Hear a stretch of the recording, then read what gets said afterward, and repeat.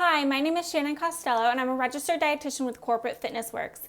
Today we're in my home kitchen and we are going to make what I like to call end of the week pizza. Most of us enjoy a good pizza every now and then, and Friday or Saturday seems to be the best pizza day. So why not use your leftovers from throughout the week, whether that's meal prepping or your lunch or dinners that are left over, to make your own pizza and reduce food waste. Meal prepping is a great way to help keep yourself on track with planned meals throughout the week, but things come up that aren't planned, and that may cause you to eat a meal away from home or change up your normal routine, leaving more leftovers at the end of the week than normal. And that's okay. What's not okay is wasting food. Americans waste 30 to 40% of their food supply, both at home and in food service.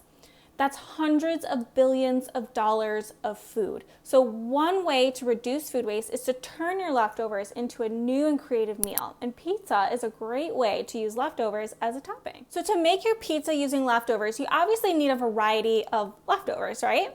Try to still include each meal component though. So you'll have a complex carb, some non-starchy vegetables, a lean protein, healthy fat, and a choice of extra flavor, which might already be part of your leftovers or something you add in addition. Leftover protein should already be cooked and can be shredded or cubed chicken or turkey, ground beef from a sauce, sliced beef from tacos, baked tofu, even canned beans. I love using roasted chickpeas on pizza. You can use hamburger patties or meatballs and crumble those up. Even lunch meat that shouldn't be left open in the fridge for more than a week, slice that up and use it as a topping. Okay, so the options for non-starchy veggies is endless. You can either use cooked or raw veggies. I prefer cooked, which can be broccoli, onions, peppers, zucchini, sweet potatoes, even white potatoes, Brussels sprouts, leafy greens, mushrooms. If you prefer raw veggies or have leftover salad or sandwich veggies, you can also do bell peppers, onions, spinach, baby kale, any variety of tomatoes. Just keep in mind that when you bake the pizza, the raw veggies may not get cooked entirely, but will likely char and release more flavor. Carbohydrates may come from a variety of sources, starting with the actual pizza dough. Try to aim for a whole grain version of dough. So if you're purchasing store-bought fresh dough like this, check the nutrition label, and one of the first 3 ingredients listed should say the word whole. So whole wheat, whole brown rice. The dietary fibers should also be at least 2 grams per serving, ideally 3 or more. I'm using a flavored dough here, and you can also use frozen pizza dough or make your own.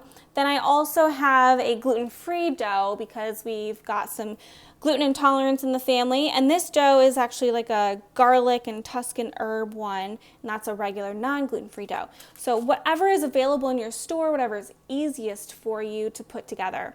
Other carbohydrate toppings might be if you're using beans, like I mentioned, black beans is also a good pizza topping.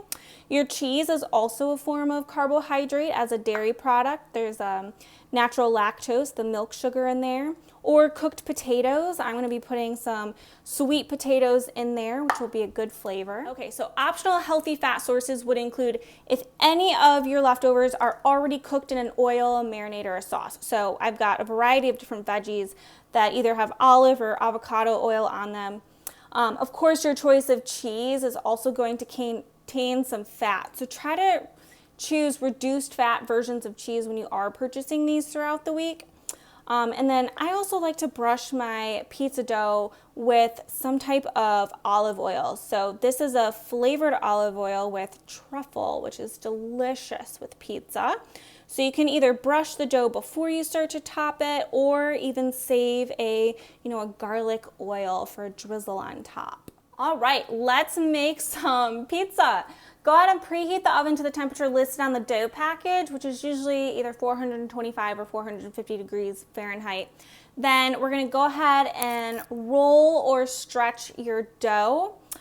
Believe it or not, I actually don't have a rolling pin, so I just wrap one of my canned goods in plastic wrap and use this as a roller. And you can do it in a circle or a square. When you're using a baking sheet, I recommend putting a little dusting of some cornmeal, or if you have like all-purpose flour, just to help you roll it out and it doesn't stick on your pan. Or you could use a pizza stone, which you wouldn't have to do that either. All right, so this is as good as I can get. If you're not familiar with gluten-free dough, the gluten is what makes pizza dough stretchy and elastic. So when you're rolling out the dough without that capability, it's just a little finicky. So I prefer more of a square or rectangle crust anyways. And like I said, I love to add a little bit of olive oil or like a flavored oil to my dough first. And that also will help kind of brown and golden up the crust.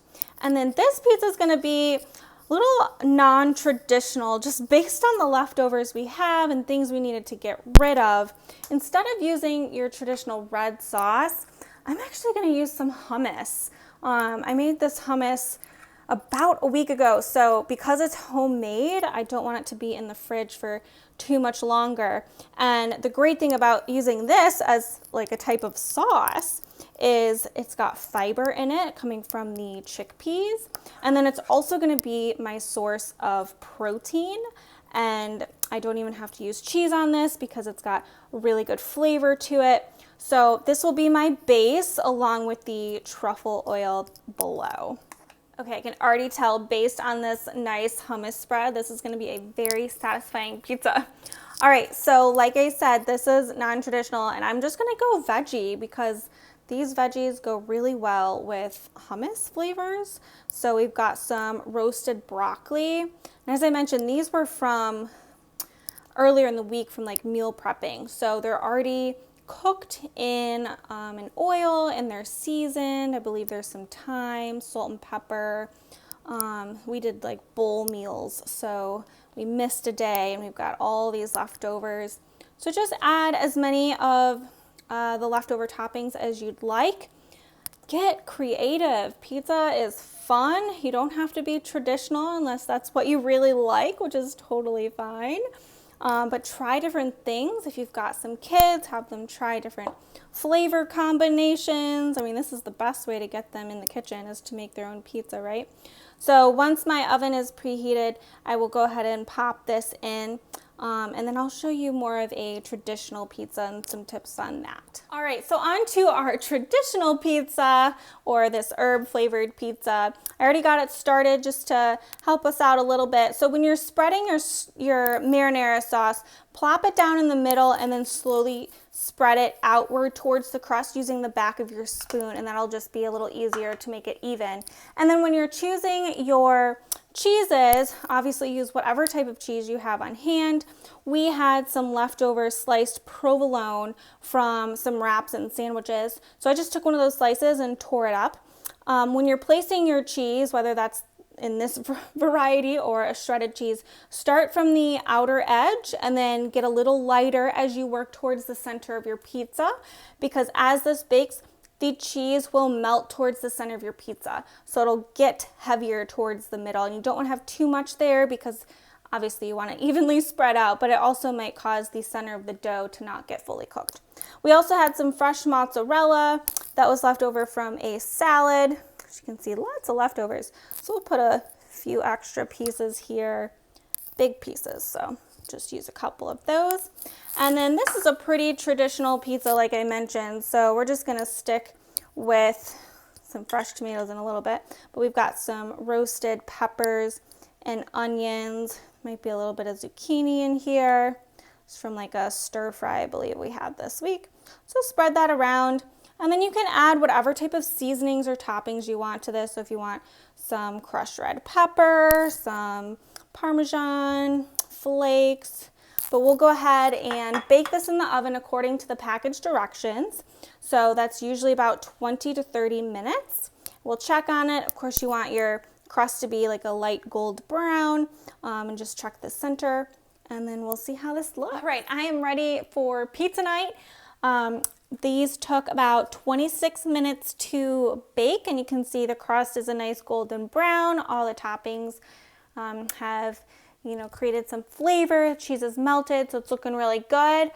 Go ahead and top it off with whatever you'd like. Like I said, red pepper flakes, grated Parmesan, drizzle of garlic oil, drizzle of balsamic vinegar is even good. And then sit back, relax, and enjoy your creative pizza creations.